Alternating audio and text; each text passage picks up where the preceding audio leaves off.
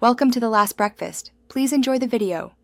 You begin by listing essential facts about the background, role, timeline, and primary context.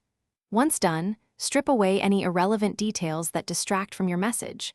Make sure to keep dates and names accurate because precision builds credibility. Then perform the first phrasing pass.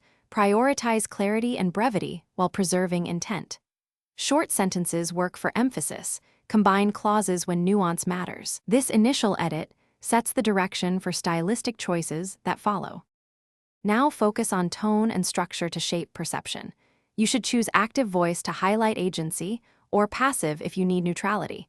That choice changes how readers assign responsibility. Once chosen, resequence sentences so the strongest point opens the paragraph and supporting details follow. Make sure to vary sentence length to maintain rhythm and readability. Use transitions like however or consequently to connect ideas. These refinements control emphasis and make the background change feel intentional rather than accidental.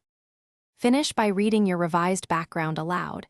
You will hear cadence issues and jargon that slip past silent proofreading.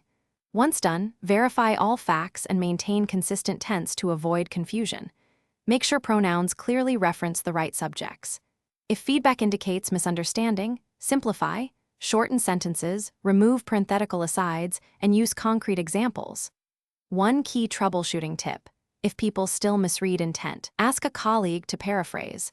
Their summary pinpoints exactly where your wording needs change. Thanks for watching. If this was helpful, leave a like and consider subscribing. See you next time.